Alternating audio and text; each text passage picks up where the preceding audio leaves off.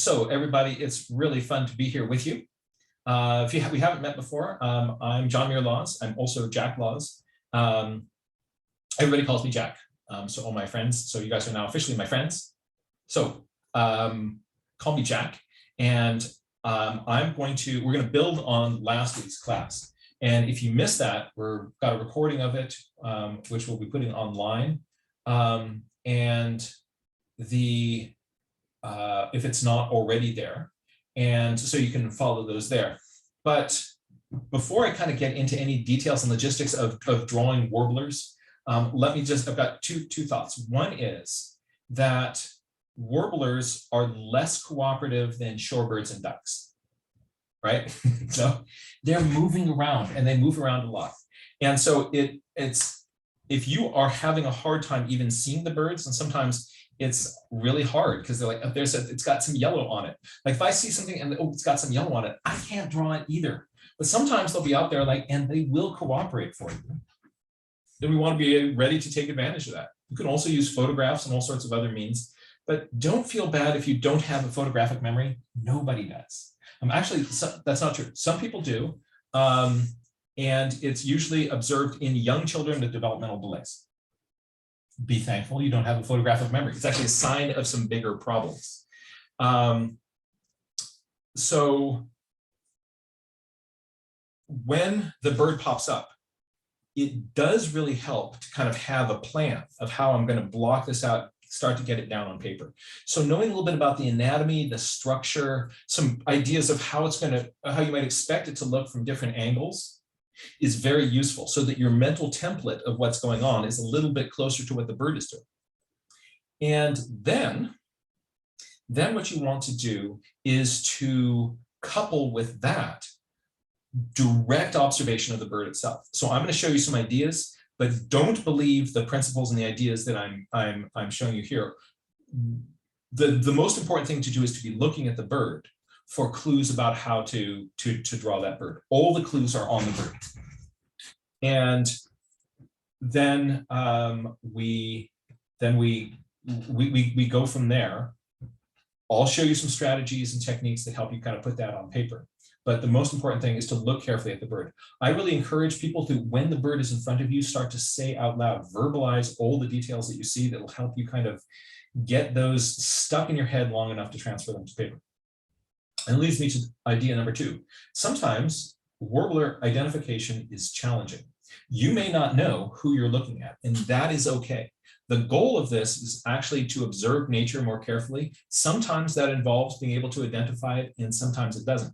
Even if you can't identify what you're seeing, we can still learn a lot from looking at behavior and looking at the patterns. So people for a while started to think of the goal of juvenile chickadee begging for food. It's really cute. It's like, still wings going like that. I'm sorry, I'm easily distracted. So sometimes birds, like the chickadees here, they will show up and they'll cooperate with you. Where was that? Not about identification. So if you can't identify the bird, it's okay. But don't just kind of go like, ooh, it's a fall warbler. I'm not gonna look at it. Go like, ooh, it's a bird. I don't know what it is. So let's record some information about it. Maybe I can figure out who it is. And even if I can't figure out who it is, let's figure out what it's doing in this place at this time of year. You can learn a ton without the name. So the name is not the thing. So that's a really, really important part of birding. It's like, it's not about the name. It's about getting ourselves to pay more attention to this little bird and noticing something beautiful and wonderful that we otherwise wouldn't have seen. With that, let's draw some warblers. I'm going to do a little screen share here, and we're going to get into a split screen situation. Share. Right, there it is. And I am going to hide, move over here so you can still see me. Hi.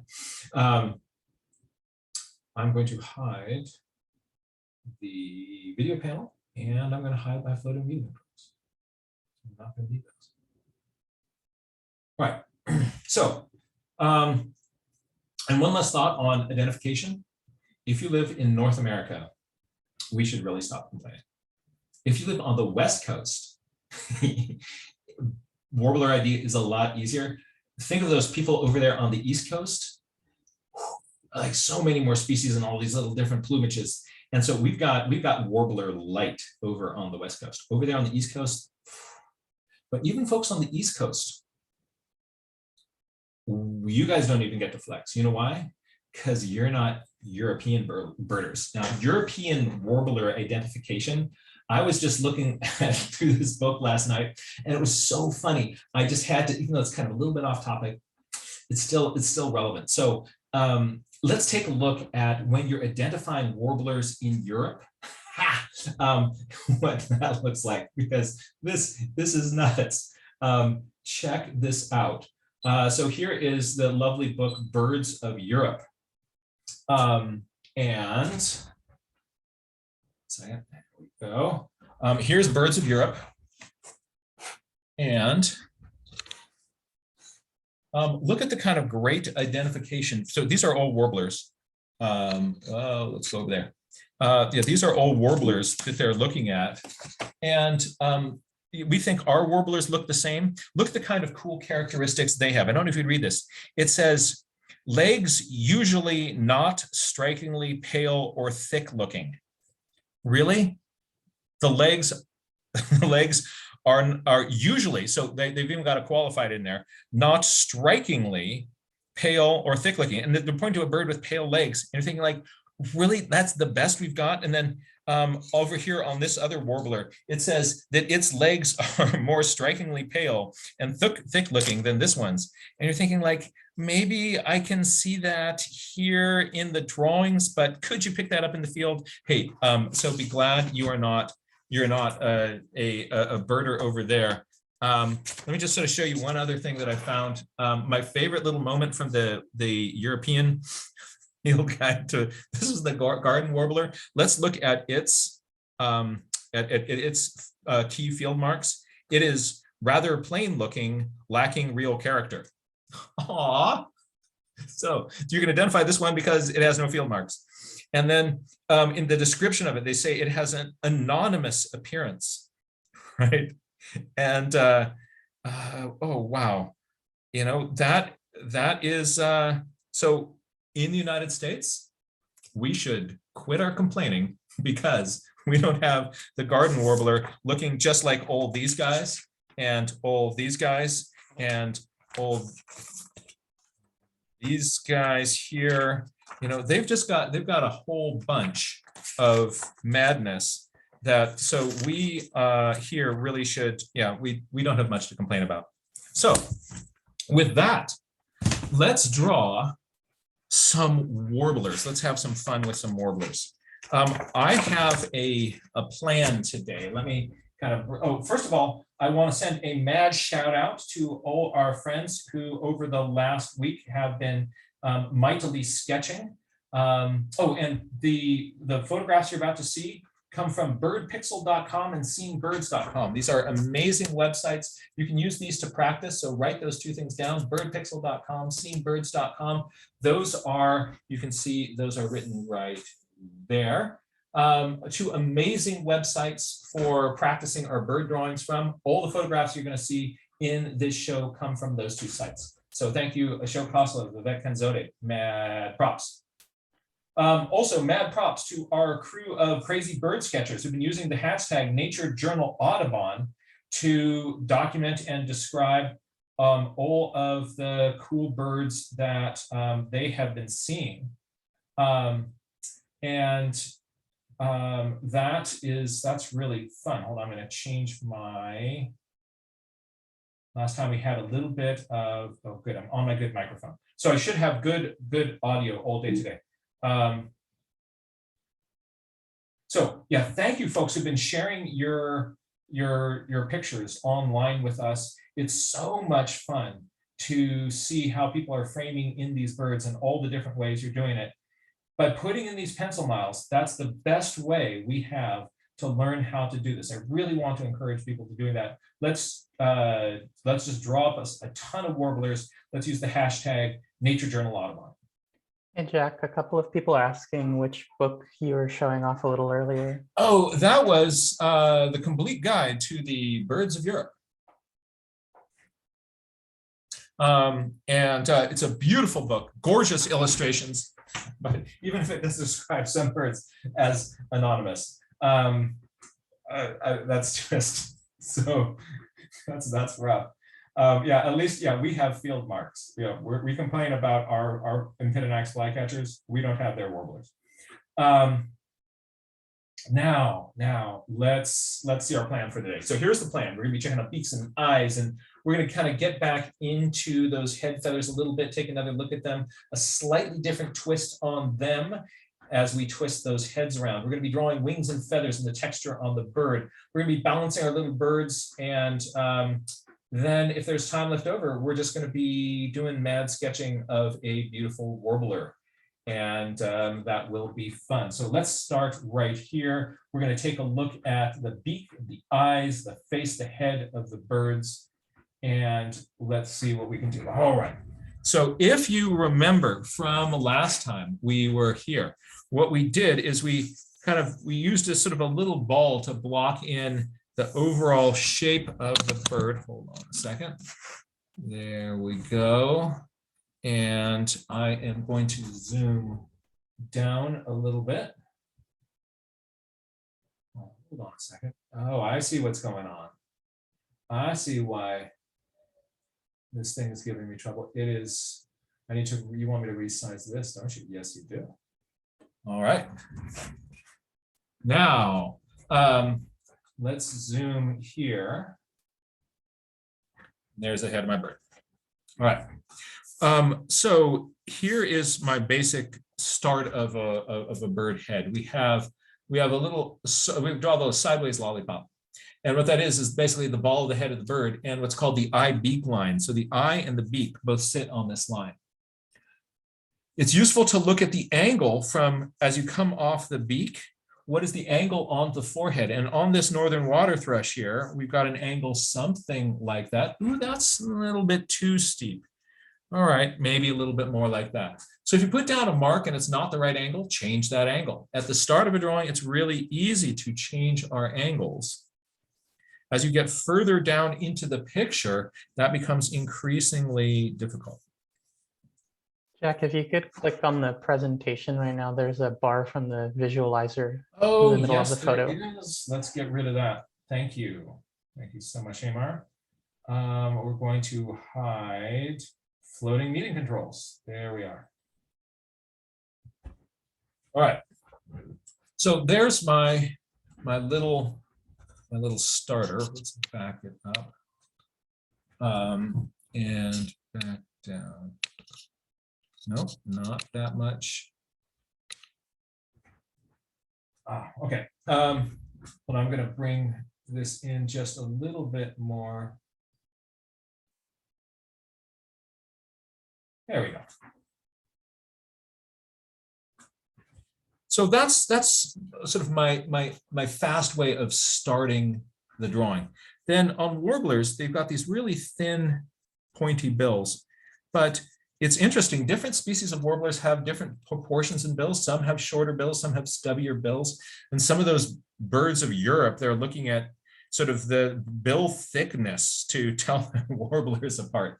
Yeah, good luck on that. The bill on the top kind of curves in.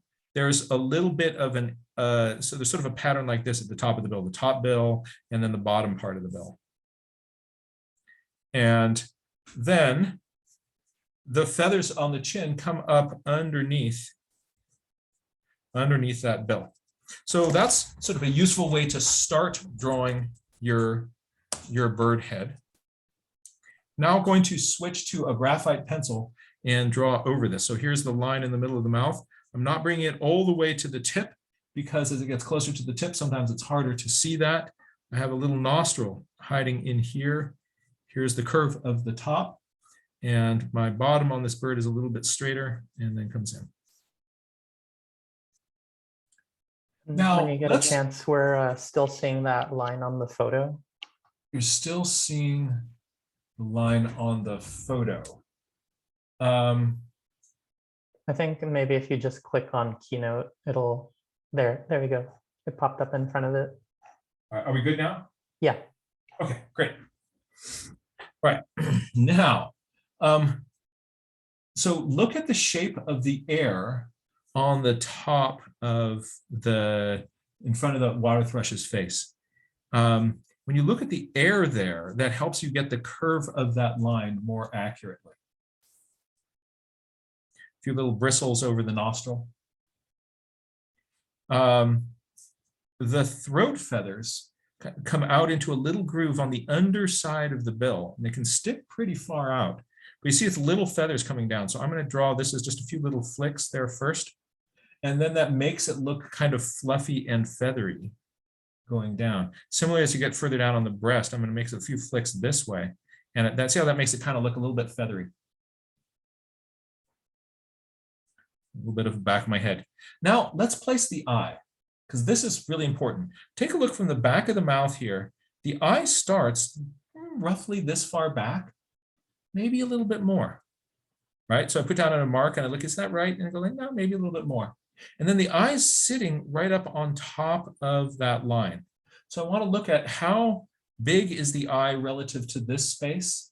Did I make my eye too big? Did I make it too little? Here's the general rule. We will tend to make our eyes too big because eyes are cool and our attention is going to be drawn to them. So we'll have a tendency to draw those eyes too big.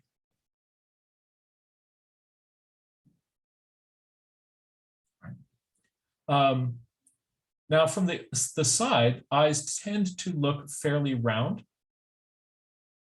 There is, you can see underneath the eye here, just a little bit of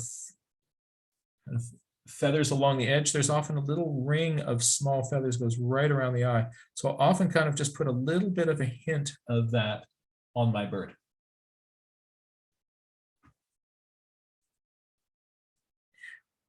I now, a couple other details. I want to look at, there's a sort of dark area between the beak and the eye here. That's what's called the lores, L-O-R-E-S. And this is an area that is important to kind of look for on your birds, and because it really helps attach that beak with that eye. Coming back from the back of the eye here, there's a little groove that we see then kind of turning up. That's the top of the ear patch. The bottom of the ear patch, I'm now starting to think about, this is the first time that I've kind of really taught this idea. Think of the ear patch. I used to teach it this way. I used to say that, right, you know, here's basically your bird head, here's your eye. The ear patch is a triangle that goes back from the eye down along the side of the face. And if this was my beak, up to the corner of the mouth there. That's good, but we can make it slightly better. And so since this is the advanced course, we're going to get into that. First, notice these sort of rings of I'm sleepy underneath the eye of the bird. See those little rings of the sort of, there's some larger rows of feathers going right down below that, making a little bit of a curve down in here. The bottom edge of that may be more heavily colored and marked. That's the front edge, that curve in there is the front edge of the ear patch. And then the rest of the ear patch hangs as a little wedge off the side of that. So this is the advanced ear patch. So not just a triangle.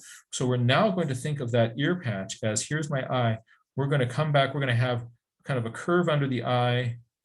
And that little bump there is going to help us make ear patches that are looking even better. Sometimes we'll see this as more of a straight line, but on a lot of birds, you'll see this little curve in there. So I want us to start to get that in our drawings. This is something that's fairly new to me in my drawings, and I think it's useful.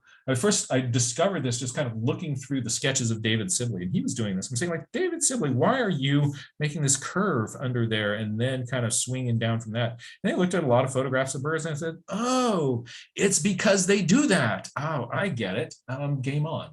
So thank you, David Allen Sibley again. So what are the feathers doing in this ear patch? They are if you kind of follow these out, making some big feathers here, and then you get to bigger feathers back here.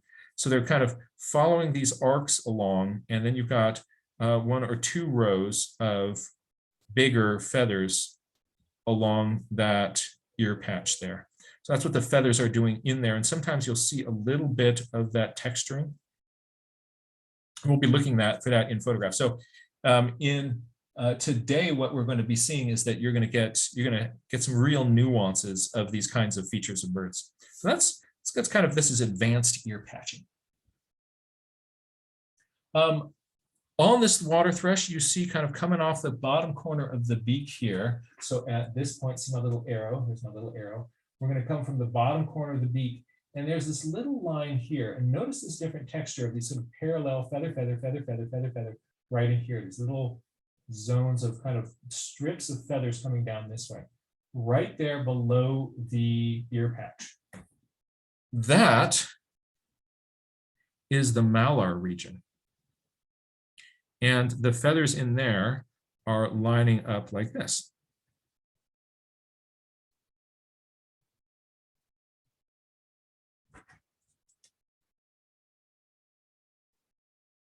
The throat, and sometimes the edge of that can be darkened.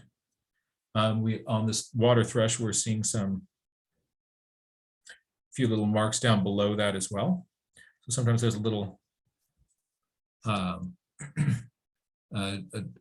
cool little whisker mark there.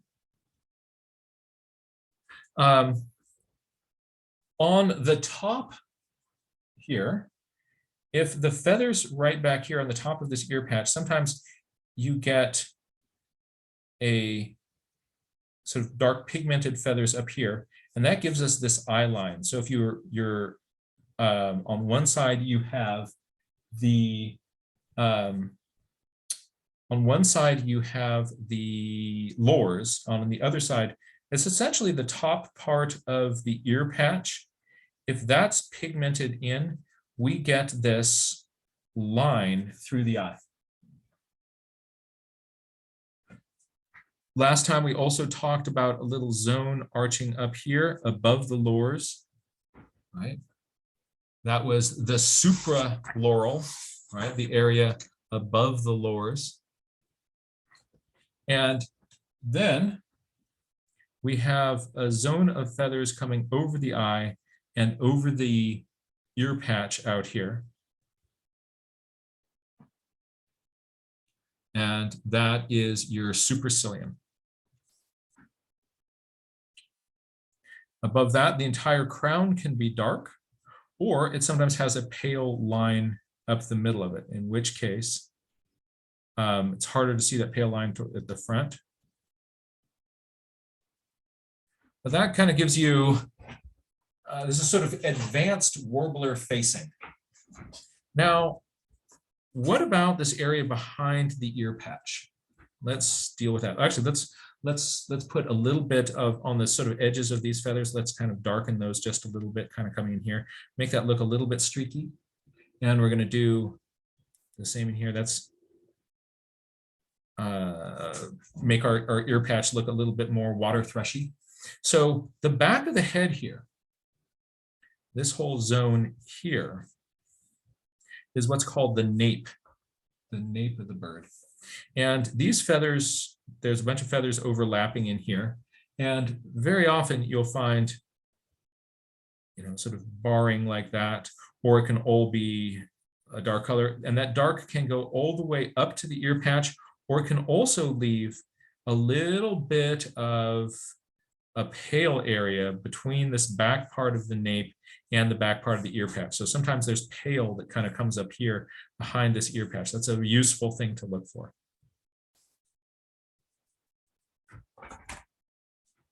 Now let's take this head and let's take a look over at the one on the left and look for those different parts of the eye.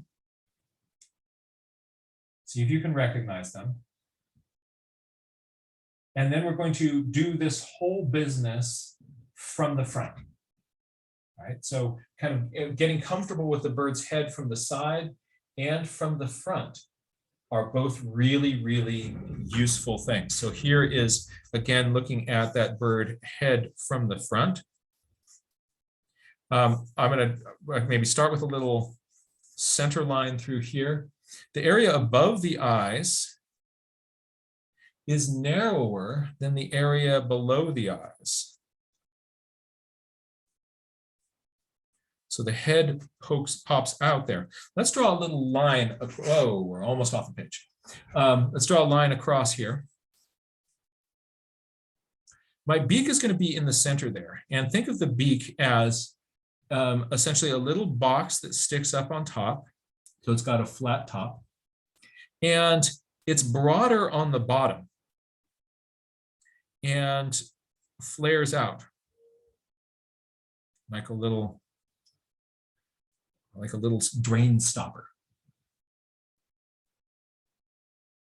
So that is the shape of it, how it kind of fits into the head. If the point of the beak is here, these parts here, you might see sort of some streaking kind of coming in towards this, as everything is going to be pointing towards that part, whether you see the suture of the mouth or a little line on that beak.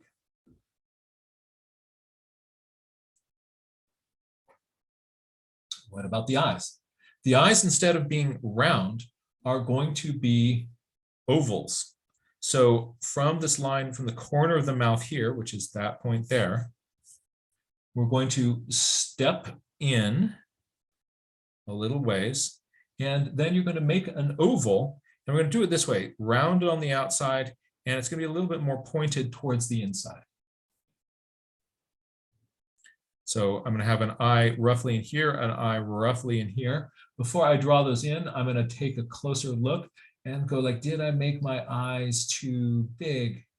Right? Did I make them too small? What's going on? So if I look at the proportions of my eyes, they're off of what is going on in that photograph.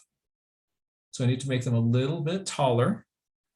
And I'm also going to bring the side of my head in a little bit more on that side.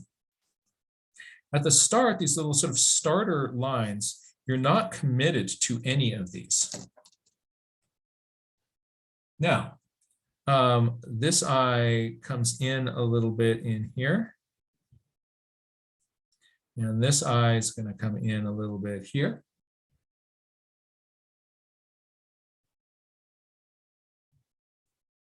My beak, I'm seeing some darker pigment on the top of it. I'm going to put a little reflection over on that side. And I'm going to just put shadow in on the underside.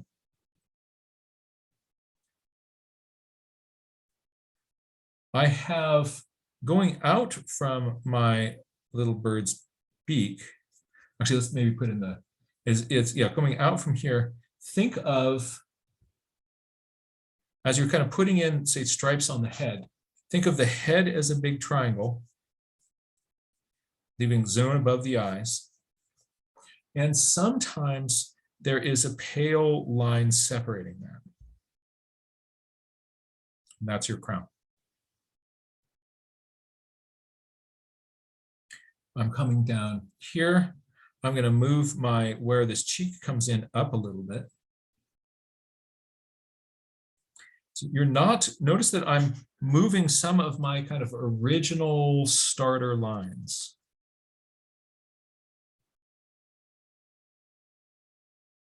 And that's okay. What about from the corner of the mouth? We have that area underneath those crescents, the crescents being in here, those subocular crescents. The front edge of those kind of well-defined. And then here's the rest of my throat coming down here.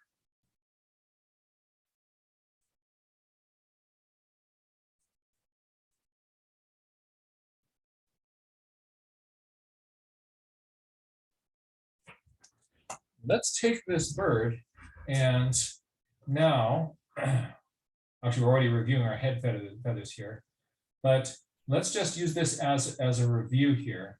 Take a look at the individual feathers on this water thrush here. and see if that is making sense to you. Can you see how there's kind of this little crescent under the eye here? And here's that new ear patch kind of hanging on the back side of it. That's, I think, a very useful new way to think about that patch. This, here's your Malar zone going from the edge of that line going right down the side.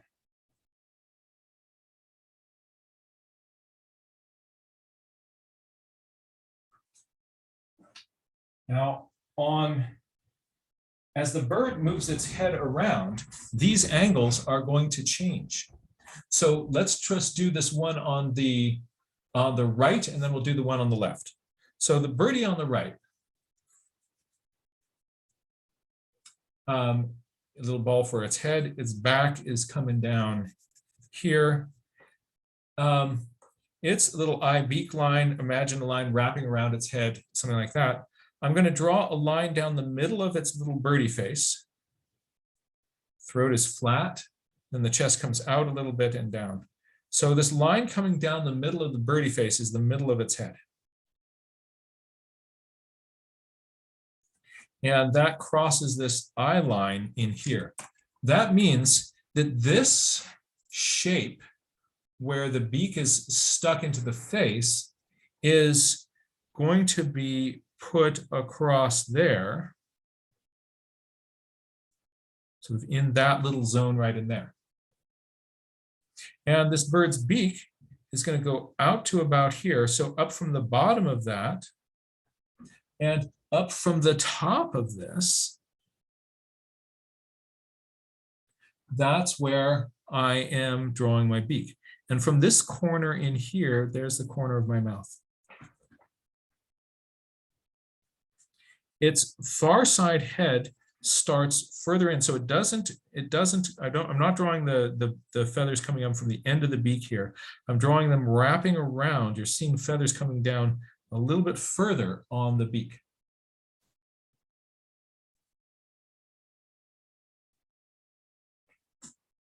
And from there, we're going to come up and over, and from there we're rounding. So from the side, there's more of a straight side, and then there's more of a rounded side on the head. I'm going to give myself a little bit of backspace here. The eye is looking fairly round again from this angle. And now let's put in the features on the head. So I'm going to see this little cross line here. My forehead is going to be dark from up there. Here's my feathers over the supercilium and then coming back on the head there. Here's my laurels. So my supraloral and my lores right in there.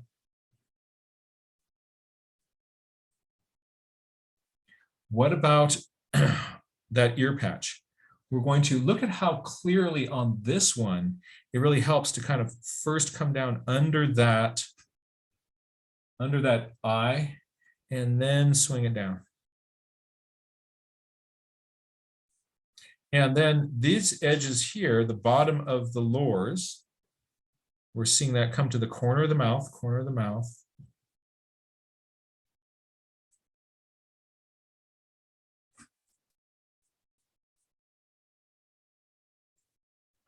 I've got a little bit of my nape tucking back in there.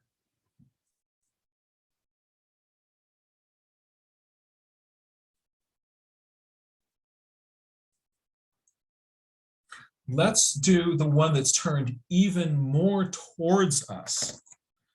All right, bird head in here. This one is looking more towards me. So it's not, this line isn't coming straight down the middle of the head. It's making a little bit of, if straight down the head would be here, so this one is making a little bit of a curve off to the side. And this one is looking up slightly, so this is slightly curved this way. And the beak is going to be attaching in here. And because it's pointing towards me, it's not as long. So in the side view, I see a really long view. In a 3/4 view, it is shorter. Straight towards me, it's super, super short. And in this mostly facing towards me, look, the tip of the beak from this base is only a little bit off here. So that's why it's really helpful so I do the beak I figure out where the base of it is, where the tip of it is. And then I can draw in from the tip to the top, and from the tip to the corner down here. We're then getting along the bottom of the bill.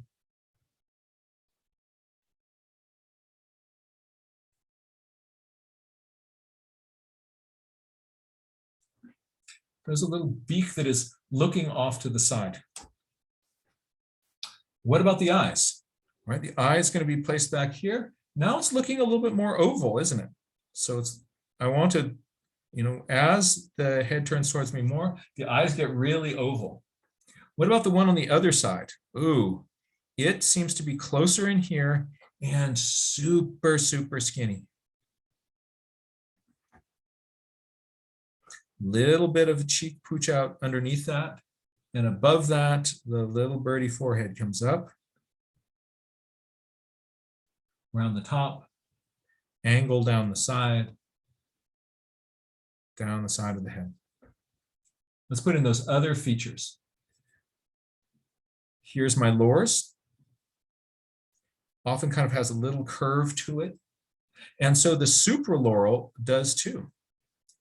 The area above the lores. So it's coming up on either side of that center dividing line. See that purple line in the middle? This triangle here is going to come up over that. And then we're getting into the supercilium up there. This bird is looking up, so this edge of the eye here, of the ear patch, is looking down, giving me that eye stripe. We have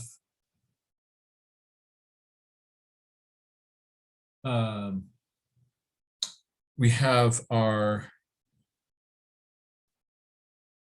little bit under here, under the eye, that crescent under the eye, and then we're going to flop down for our ear patch. What about the malar? Coming down here. And what's neat here is that you see the malar on both sides. So thinking of the center line here and how you're going to come down on both sides of that is very useful.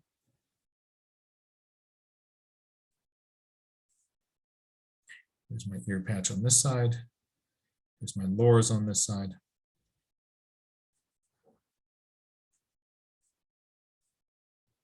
So we've just taken this bird head and we've turned it all around.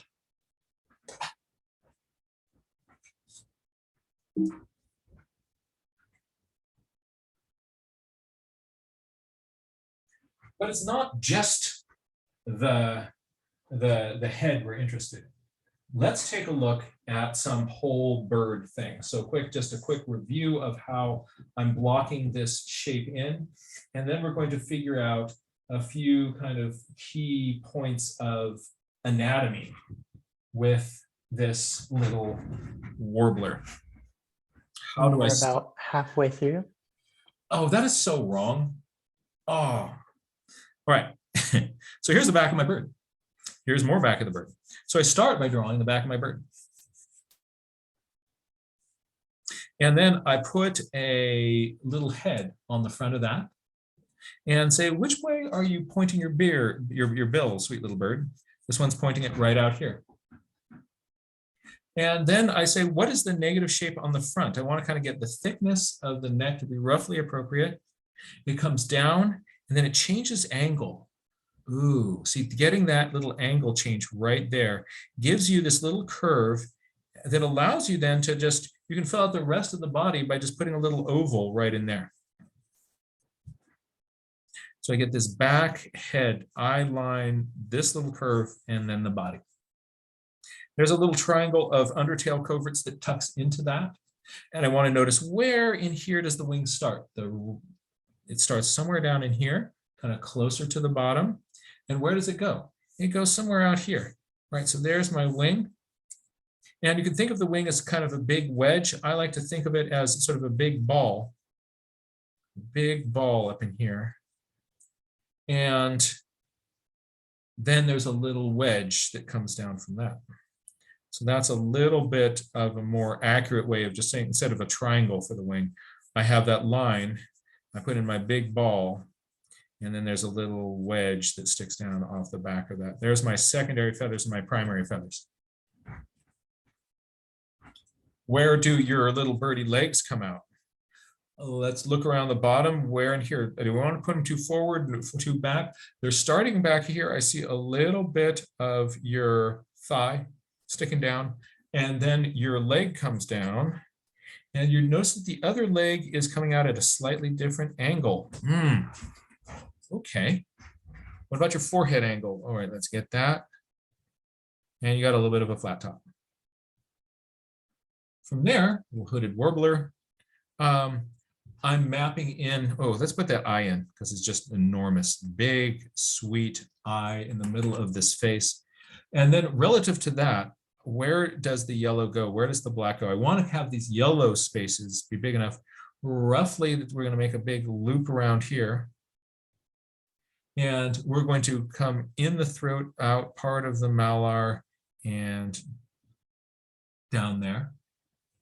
And we're going to be, we've got a little wedge of green in the back. So I'm with this pencil kind of loosely blocking in where the different colors go. What about the yellow? The yellow is going to stop up against that. The rest is green, paler yellow there in the undertail coverts. But look at this, there's green that comes down in here, so there's less of that. And so that kind of allows me to block in, let's move it over here a little bit, block in where I'm seeing the shapes and the patterns. Then I can draw on top of that my bird form.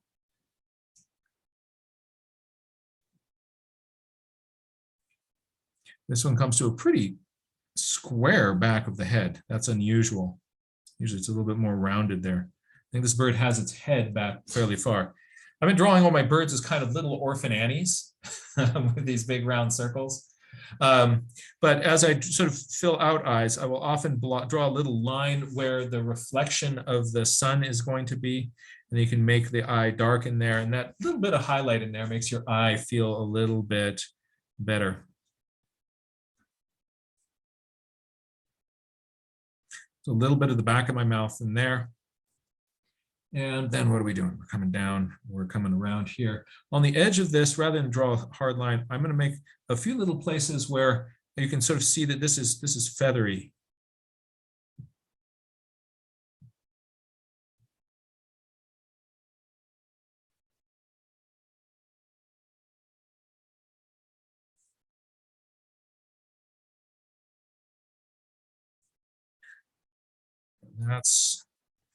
That contrast between the hood and that yellow face is just so beautiful on this bird.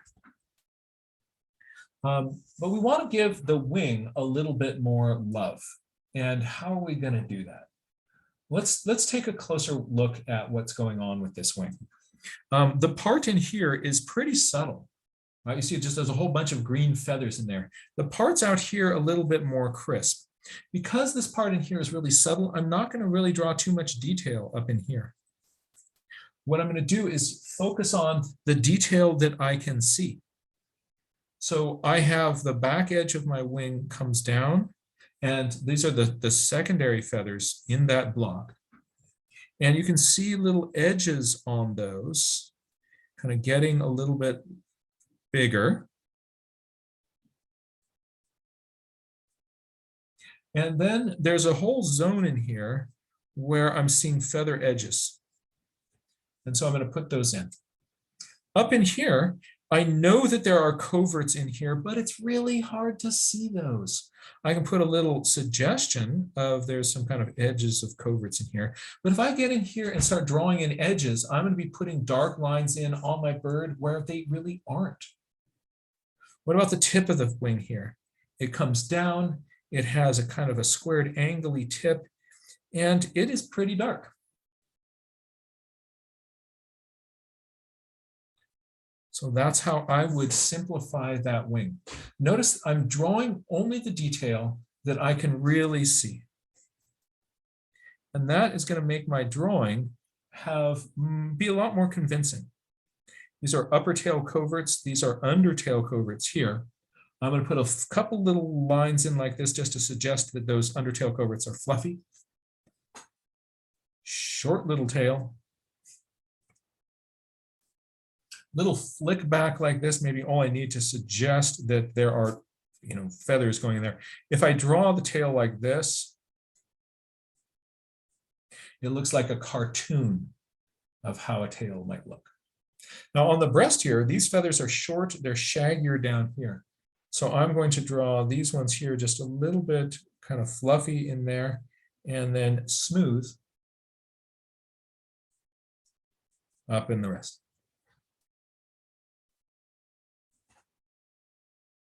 How much detail do I put into the feet? Not very much.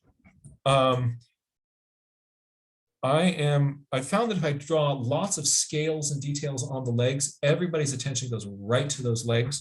And sometimes legs are hard to draw. This one's you can't really see most of what's going on with the feet. So there's this kind of ground in here. So I'm just going to draw some ground.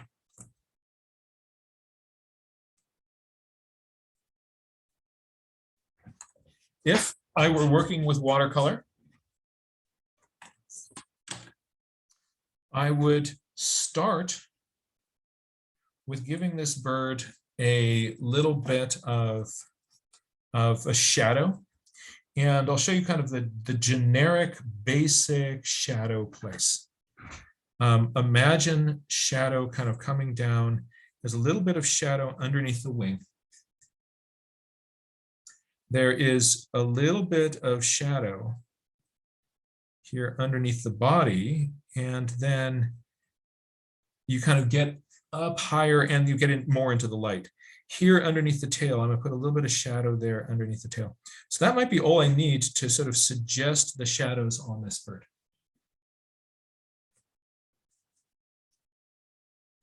If I put those shadows in first here, I put them in with a light purplish gray mixture. I can then draw or paint other details like the yellow of the breast right on top of that. So I'm going to just get in here and draw some yellow because yellow is fun to paint. And notice this on the breast here. I'm just going to come down here and get a little bit more yellow on my brush. And I'm going to paint right over those shadows. And look how you can see those shadows through the paint. Isn't that neat? A little bit of leg, a little bit of yellow in here. I wiped a little bit of yellow off my brush so that when I came in here, it wouldn't be as bright yellow. Then there's a green back. I'm going to mix up a little bit of olivey green. And the way you get an olivey green is, let's say you've got a green and it's too bright. Whoops, let's bring that in. See that? Oh no, that's not warblery. What you do is you mix that green with a little bit of pink or magenta. So I'm going to put some magenta paint in here. I'm going to mix that into the green and see how that made it really brown. Okay, that's too brown. I'm going to mix a little bit of green back in there. So if you want your green to turn just a little bit more olivey, the magenta is your friend. And now I can paint that over the back of my bird. I'm going to just do that over the entire back of the bird.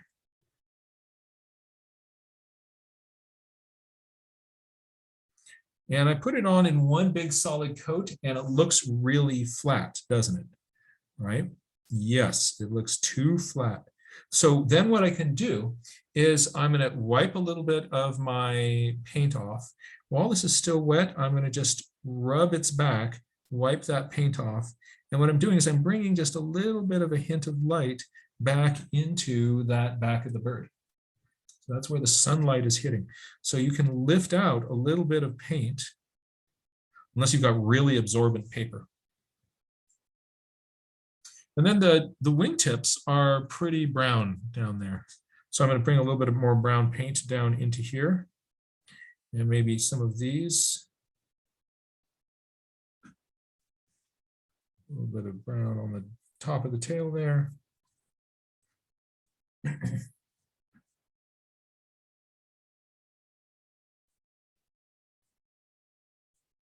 A little bit of detail goes a long way to making people think that they're seeing detail on your picture.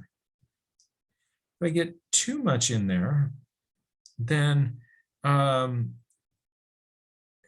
need to make sure I get it really right. And it also starts to look more like a cartoon.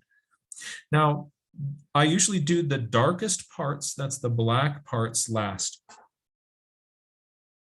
If your paint is still wet and bubbled up there on top of the page, then you are going to want to wait till it dries, because if you put black right next to the, I forgot to put in that little olive on the back of the neck. I'll do that in a moment. If I put the black next to really wet paint, it'll sort of splooch out into that. And here for black, I'm using black paint. You'll hear some artists say, I never use black paint. Some people don't. Sometimes for me, it's really convenient to have black. So today I am. I'm going to draw in that line in the middle of its beak. I'm going to put a little bit of black on the top part of that beak. And I am going to leave the rest of that to be a little highlight.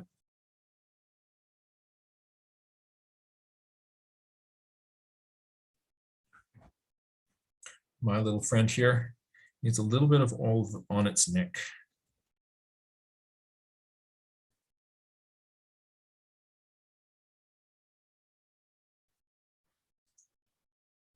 That was a little bit too dark, so I can lighten it. Lastly, this has sort of tannish pink legs. I'll test my color over here to pink. No, it's okay. And there it goes. Tweet. There's a little hooded warbler. I look at it and I think to myself, you know what? The one I'm seeing over there has a little bit more yellow green on its back, a little bit more vibrant. Once my drawing is dry, I can add other layers of paint on top of this. So I'm going to try to do that right now. Test a color over here. There's a little bit of kind of yellow green. And I'm going to layer it over on top of that.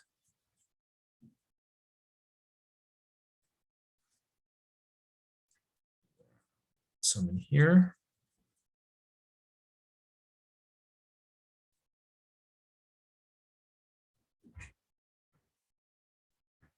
That makes that color a little bit better.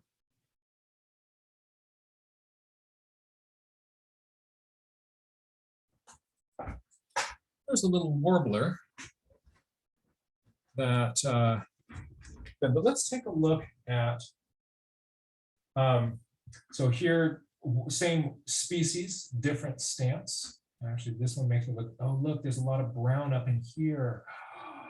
Oh, okay, I didn't get that on mine. So I'm going to go back, just drop that in, get a little bit of brown paint, put a little bit of brown in there.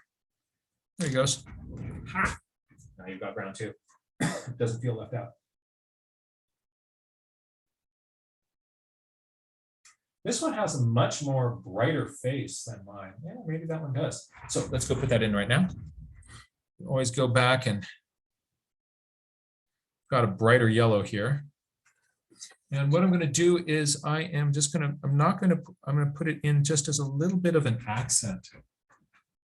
Imagine those kind of that line underneath the eye. I'm actually sort of imagine kind of drawing in a few little feathers. What are the feathers doing? There's sort of that. There we go.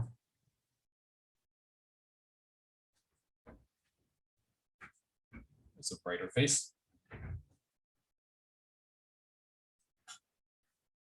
So we see the same kind of elements right here in this prothonotary warbler.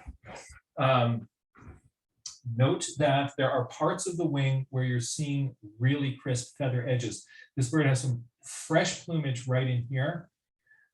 These feathers in here, these covert feathers of the secondaries, are harder to see the edges. So I would suggest in this area, you might be really kind of emphasizing that there are feather details. And up in here, you're not. So without drawing this entire bird, let's just do a little study. Hey, Mar, how much time do I have left? Exactly half an hour. Good. All right. So we're going to be able to do a lot with this. All right. So let's check this out. Let's just draw this wing. We're going to just focus on this wing. And here is this part. There's a little wedge coming down to the tip. And there is a zone up in here of covert feathers. There is a little green, smaller covert feather zone in there. On the front edge, if you've studied bird feather stuff, you know that we've got the alula up in here and primary coverts here. So essentially, I've got my area of primary feathers towards the tip. That's what these feathers are. I have a block of secondary feathers on top. These are my secondary coverts, the greater secondary coverts leading to the alula, which is black and white here. This little greenish glob up here is my median and lesser coverts, and these are the primary coverts. It really does help a lot on drawing birds to spend some time getting the wing anatomy down. But what I want to do is I'm not going to draw everything that I understand about this wing as a wing diagram. I'm going to draw in some parts and I'm going to suggest others. So let's just take a look at how I might go about doing this. So I'm going to start over here on the back. I've got in here, there are some secondary feathers coming down, and they have some darker edges. So I'm putting in some lines saying there are feathers with darker edges in here. And then there is, in this area here, there's really bold striping, right? So now my darks are kind of getting a little bit darker here. So we've got some of these edges of these primary feathers where there's dark darks. And what I'm trying to do is get the lights between them to kind of pop a little bit more. Now, then I have this area of primary feathers that comes down here. You can see those have little light edges behind them. But to simplify this drawing, what I'm going to do is I am going to just kind of draw this pointed, and that back edge of them that is dark, I'm just going to make that all dark. And it's a little bit dark up into here. So here's like the dark part of the primaries. That part is a little bit more melanin in it, so it's stiffer. And then I'm going to just draw in more of these lines going from that zone up this way.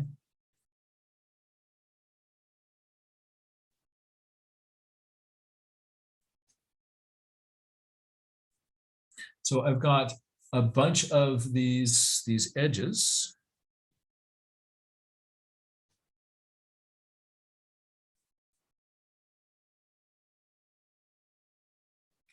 In the primary coverts here, I'm going to give it a dark edge.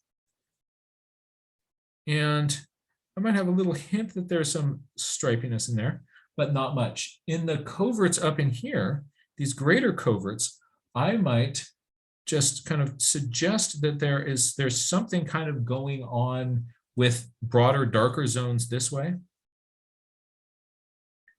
but not really get into noodling. I'm not doing this. I'm not saying I know I have a zone of feathers that's like this, and drawing in all the edges of those feathers, because then it'll look a lot more kind of cartoony. Those feather edges are not as distinct. Then I have a very distinct alula edge here.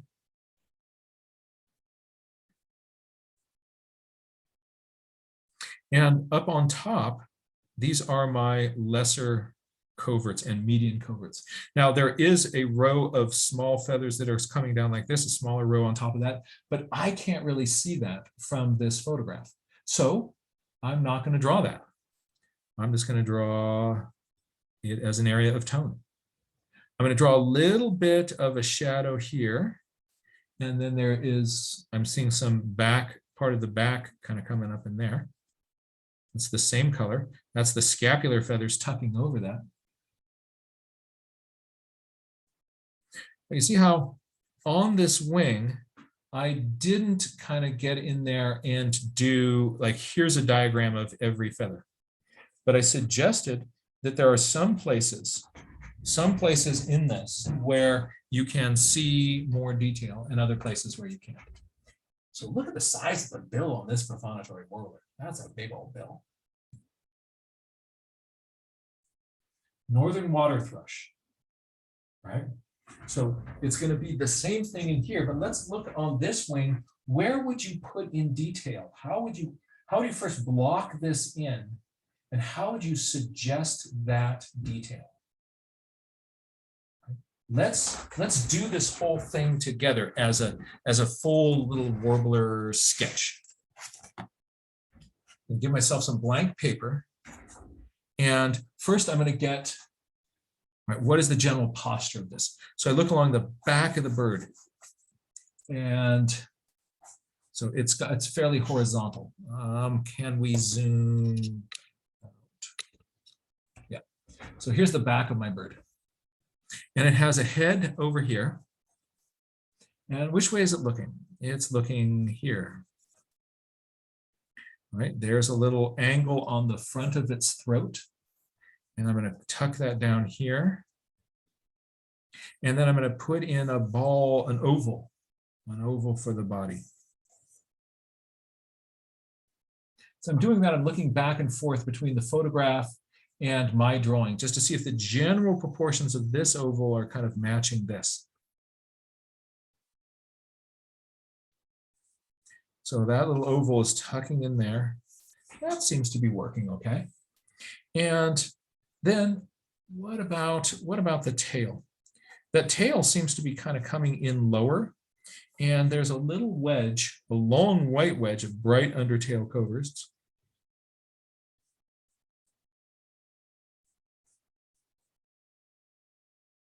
Where does the wing go? Where does the wing start? Well, the wing's starting kind of high here, somewhere up in here, maybe right in here. And where is it going? It's going out over the tail here, close to where these undertail coverts end. So all the way like that. And notice that these secondaries, watch here, so these secondaries, they are coming in about halfway on these undertail coverts. So about half, that means I want to draw this little oval on the back to kind of place those in.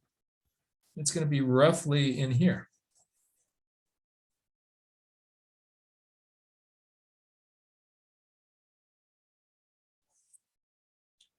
Right.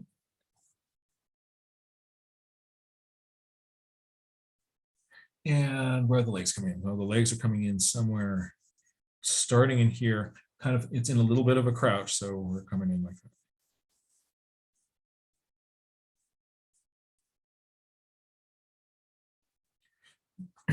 Something that I will often do now in terms of what I originally did is I would then start drawing the face. I draw the eye, I draw the beak, I draw the head, I draw all the little details. And then I kind of work my way this way in my drawing. And I sometimes find that like a big section, like the mass of the back here, so these are the scapular feathers here, and these are the back feathers here, there wouldn't be enough of those.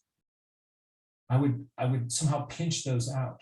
So what I now will often do is before kind of drawing in any details, I just will block in sort of general zones of things and just kind of go like, right, this is going to be, if this is my head zone, do I have enough room? There's a lot of back going on this. So if my back, if I kind of come something like this, and then that's going to come up there. Is that enough? Is that enough back? Would that be scapulars in there? And then, yeah. So I'm kind of getting like, okay, this bird has enough room for a back if I were to do it there. If not, I would change the angle on that, or the shape of that.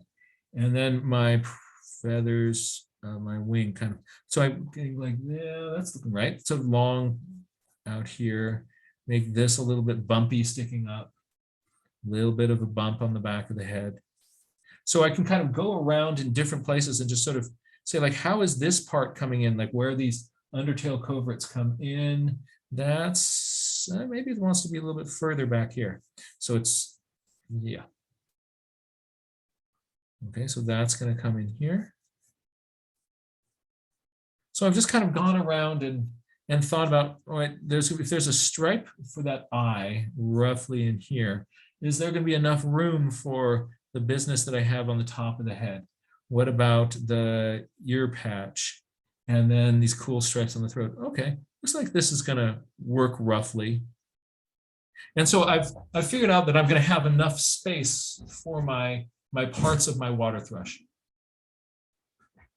Now I can start to draw on my drawing.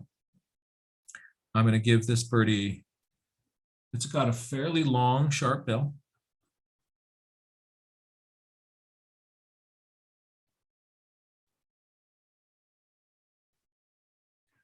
I've got a curve of feathers that comes in underneath the throat. And here I'm making it look a little bit fluffy by just having a few of those little ticks in there. See that fluff under the throat? I'm just trying to suggest a little bit of that. Maybe a little bit of fluff as we come around this corner here.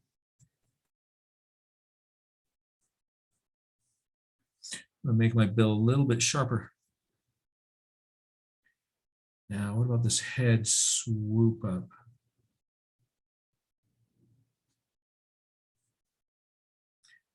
If this is where my bill is, my eye, in here, am I going to make it too big?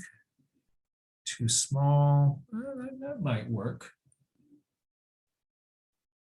Put a little bit of a hint of I'm sleepy underneath the eye.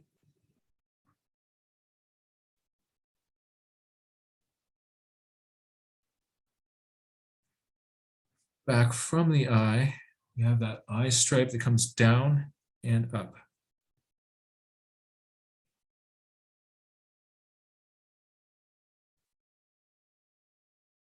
So to get this sort of suggestion of texture in the ear patch, what I'm going to do is I'm going to make the top eye stripe, eye line bold. And then in here where there's those longer feathers in the ear patch, I'm going to kind of make a few lines coming in like that. And then another set of lines coming in here, a little bit of like that. And it feels like I've got a lot of detail in there.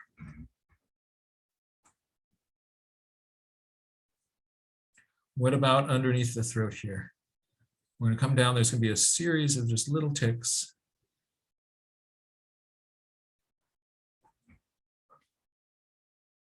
I have my lures, a dark triangle there. At this point, let's put in a darkness in the eye. And we're going to come over that forehead.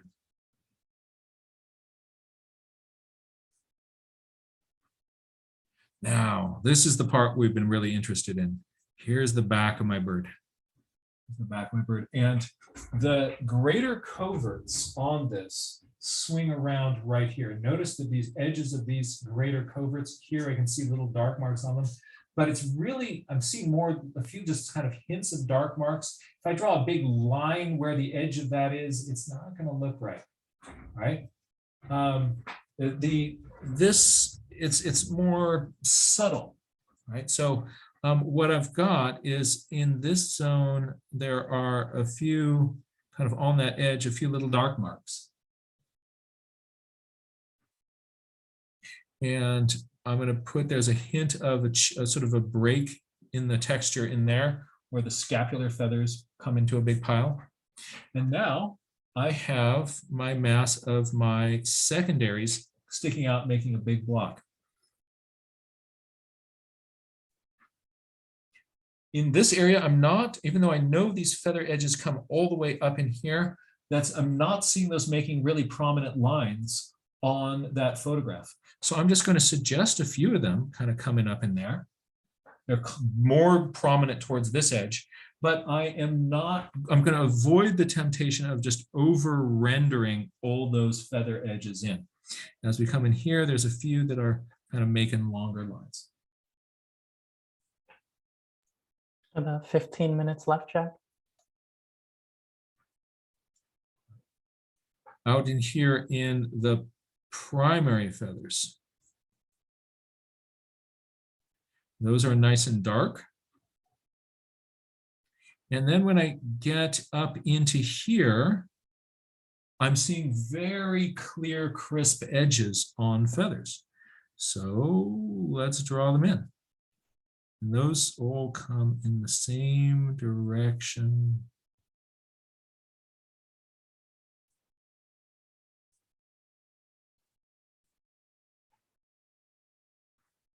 And here I've got allulas, I've got lesser coverts, but if I really noodle those in and sort of show all the details of those, I mean, putting more lines and kind of action in here than I'm really seeing in the actual bird.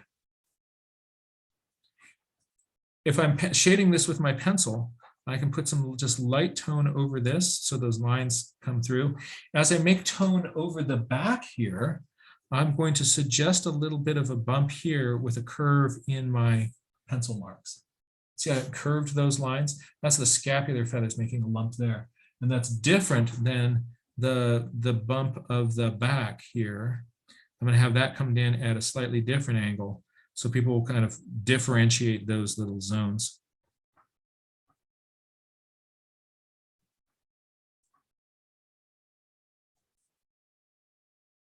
So there's a simplified wing. I've got on the tail here, I'm going to do the same thing. I'm going to give you a few little hints that there are some edges between parts of tails back here. Right? But I'm not going to draw it all in. I'm just going to suggest that.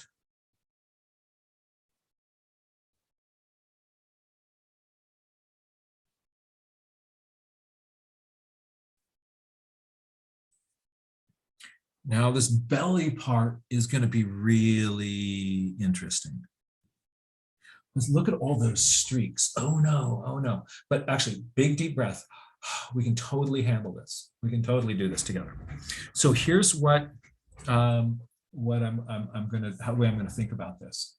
Is the feathers that are up in here in the upper chest, these feathers are smaller and more tightly packed than the ones lower down on the chest. So I'm going to get crisp patterns up here. That's going to be different than the patterns down here. So I'm going to do this as one section and then attach it with a different plate instead of like drawing one line down, because then I tend to draw those lines all the same way.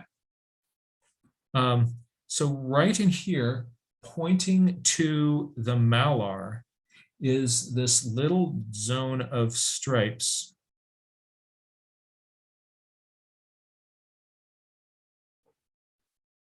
Kind of points up to the malar.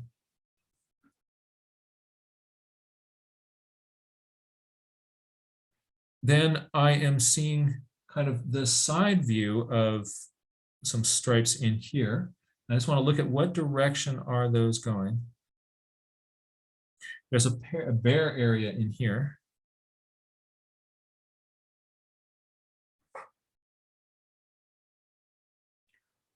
Now I'm going to do the feathers down along the belly, and then I'll do the feathers up there on the flank separately. So on the belly, I'm seeing kind of things coming down, and they're inside view, so they're tighter and they're thinner.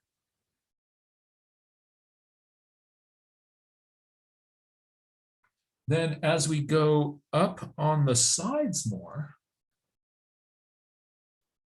these spots become broader, don't they?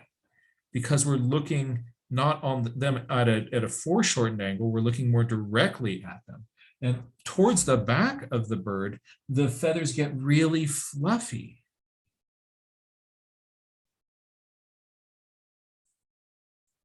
So here, and then they just get fluffy. So I'm going to go lighter. A little hint of another row in here.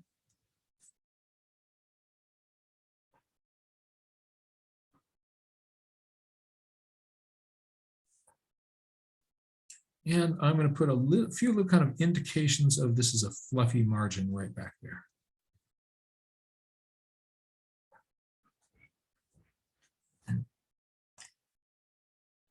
My leg comes down.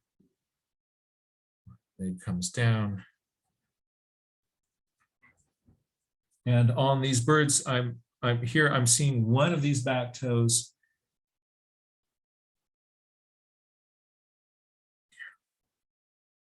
The back toe is straight. There's a little bit of a pad before you get to the nail on the back. And then it's got its toes down in the water. I'm not seeing that. And this other foot is kind of tucking down there. So if I don't see it, I don't have to draw it.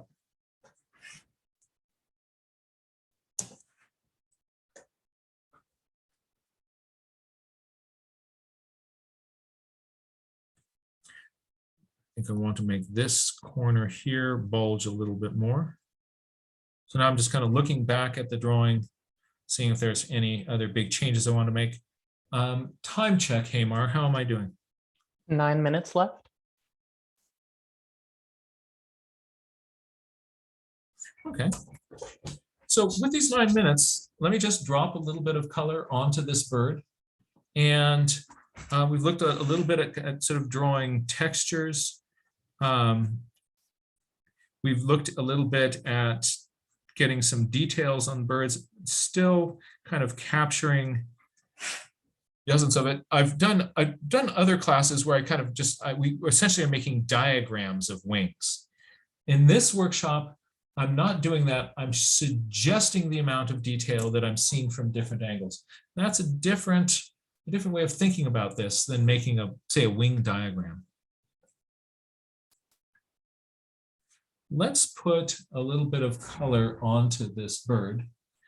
This is taken with a flash so that there aren't any real shadows on it. But if light was coming from above, I would find a shadow under the wing there. I would find a shadow under its belly.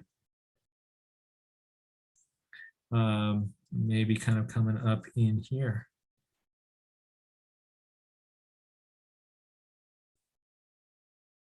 And I'm going to soften the edge of that shadow.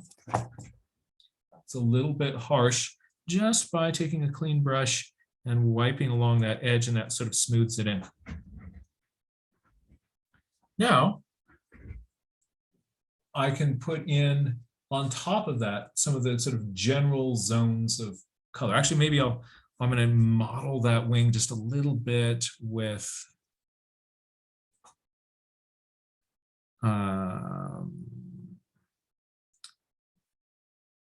let's see, maybe there's just a little bit of shadow coming in here, a little bit of shadow on the back, showing that little difference there.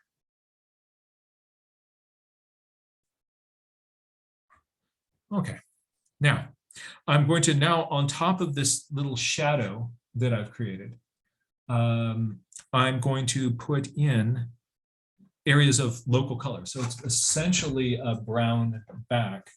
So I'm going to mix up, so there's a lot of colors of brown. One of the problems with drawing a brown bird is you'll just reach for your brown paint. But which brown? Is it closer to that brown? Is it closer to that brown? Or maybe it's a combination of those browns. So I want to look at, to spend some time just playing around with my browns to kind of get what sort of brown do you want? Here, this is a little bit of a combination of the paints I'm going to be using are a little bit of raw umber and bloodstone genuine. And that gives me sort of a base color for this. I'm going to start with this little area that's more in the shade here.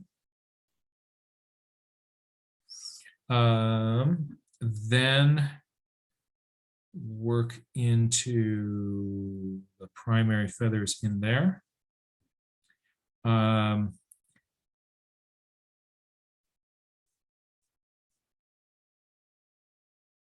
Maybe I can just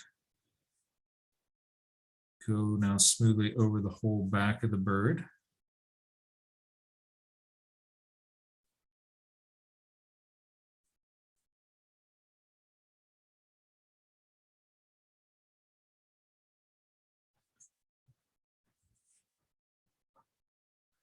I like the head angle on the real bird slightly better than the one that I drew.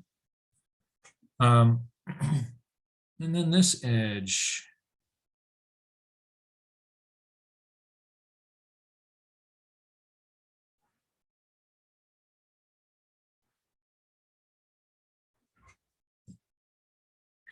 This initial thing, it sort of gives me this is my first kind of base coat. And then I'm going to build that up. So you'll often see people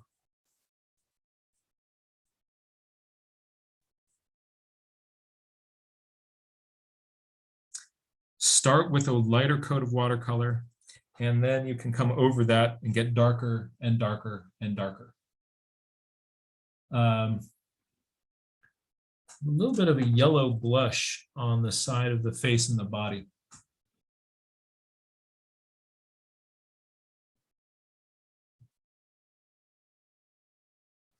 And I'm seeing the same, almost with a greenish tint back in here. So I can put that on. It's usually a good idea to put your lightest colors on first.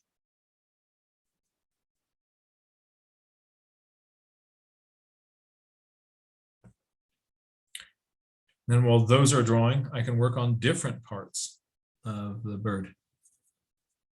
Coming back, getting a little bit darker brown on my pencil or my brush. And getting some of these really crisp details that are right around here. This is where part of the drawing kind of goes from looking fairly rough to starting to really crisp up. When you get these little kind of sharp details in,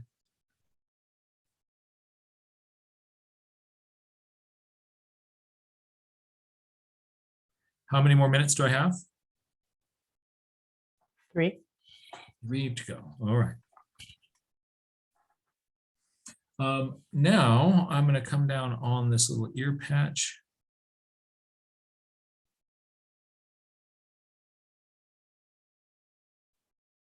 And curve it around here.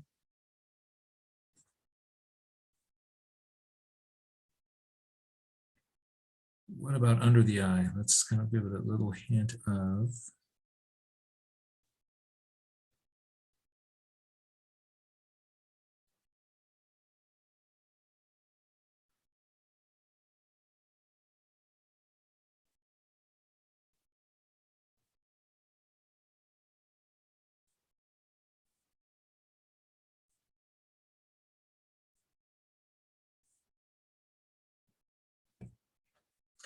Haven't touched that bill color yet. But let's do the streaks. Let's do the streaks on the tummy, because that'll kind of really kind of crisp things up also. That'll look neat. So I'm getting a fairly dark. You'll just sort of notice that as I put in these last little details here, a lot of these sort of blurry parts of watercolor, that blotchy watercolor down there, it sort of starts to look like, oh, it was supposed to be that way.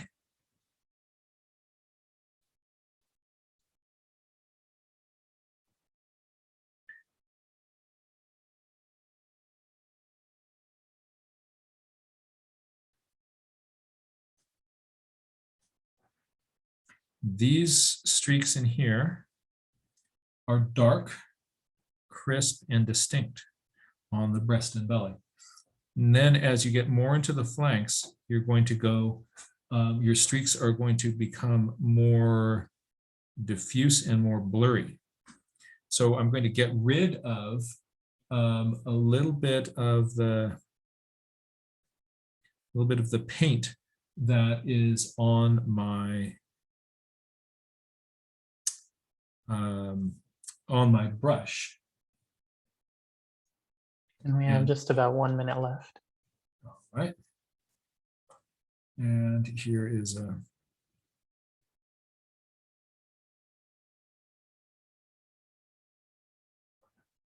there we go.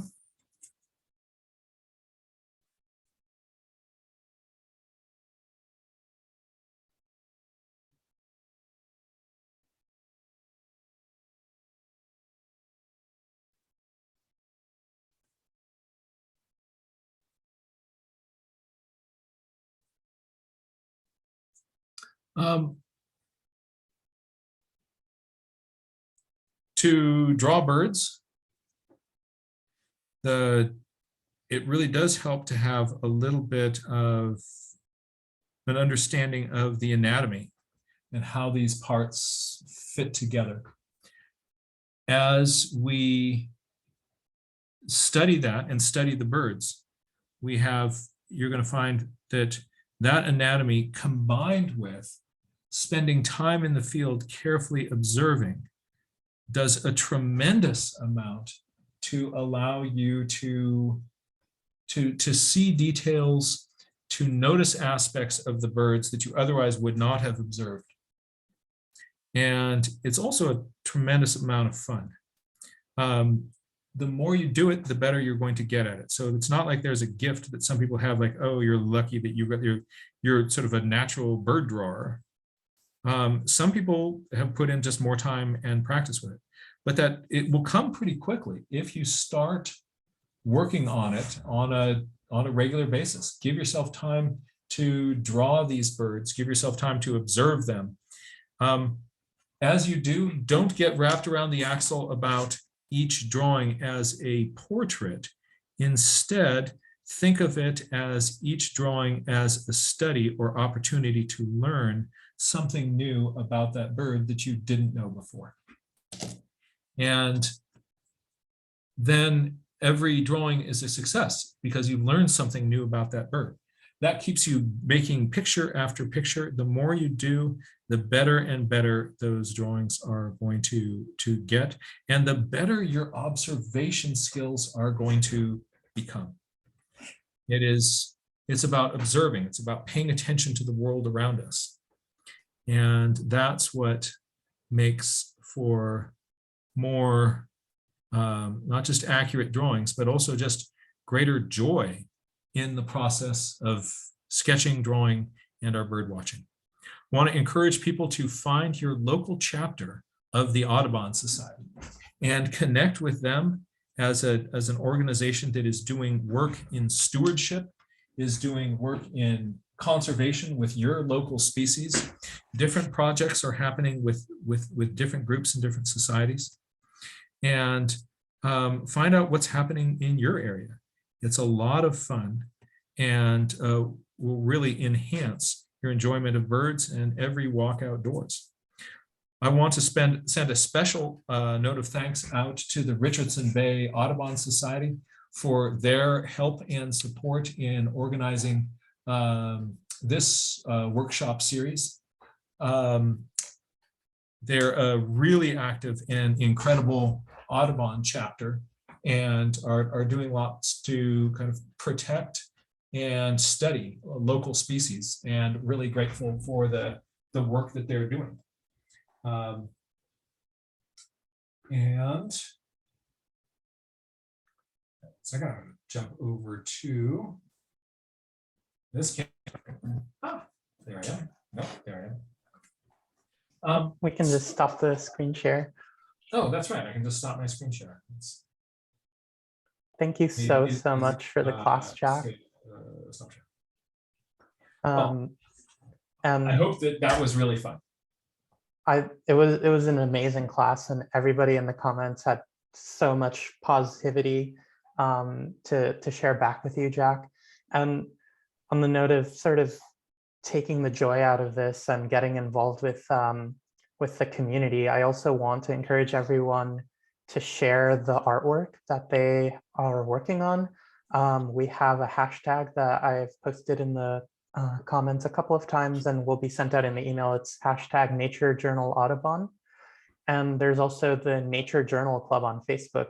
It's so much more fun to be able to take the feelings of joy that you're experiencing on your own and then share them with others. And lastly, I'd also really, really encourage everyone, if able, to support Jack either through a donation or by purchasing any art supplies you might need from his store, because it directly will support his family. Thank you so much, Hamar. I really appreciate that. Again, seek out your local chapter of the Audubon Society. Let's also drop into the chat the link to make a donation to Richardson Bay if you're possible to support them. They really do beautiful things in the community and the larger worldwide community. They made this workshop accessible to anyone around the globe who wanted to see it. And thank you so much, Richardson Bay. Thank you, Hamar, for helping organize these, advertise them, coordinate it with Audubon. It's terrific what you're doing. Is there any class homework for everyone else? Oh, thank you so much. All right. Now, if you go out to sketch warblers, there may not be a warbler there. But here's what you want to do is grab a journal, grab a notebook, and head outdoors and see what you can find. If there aren't any warblers, you can draw ducks. If there but try to see what it's like to kind of bring yourself outdoors and to play with some real birds. Another great way to practice is to go on birdpixel.com or seeingbirds.com. Just type in warbler into the search bar and all these incredible high-res photos pop up. And you go like, ooh, that's the one that Jack used in his workshop. And so we can play with those. And those birds hold still so that you can draw them. Then when you go out into the field and you see a bird that you've already sketched, it is you see them, you understand the bird in a totally different way. It's one thing to kind of get to the point where you kind of like, oh, I could recognize a black-throated green warbler if it was in full breeding plumage sitting in front of me. So you can get yourself where you can identify these. But if you've sketched them, when you're looking at it, your eyes have spent so much time just sort of loving that bird and understanding it. You'll find that your experience of being with that bird is now at such a richer level. And it just adds joy, beauty, and wonder to our world. So I want to encourage you to just be brave. Don't worry about having to make pretty pictures. Let's make lots of pictures. And you're going to find that the ability to draw will come just by putting in those pencil miles. And you can do that both at your computer at home. We can also go outside in a safe, socially distanced way and get our bird on. And then you have the advantage of just having also just a wonderful walk in the forest. Let's give it a try. Awesome. Thank you so much, Jack. Thank you so much, everyone, for attending. And I hope you have a great spring migration.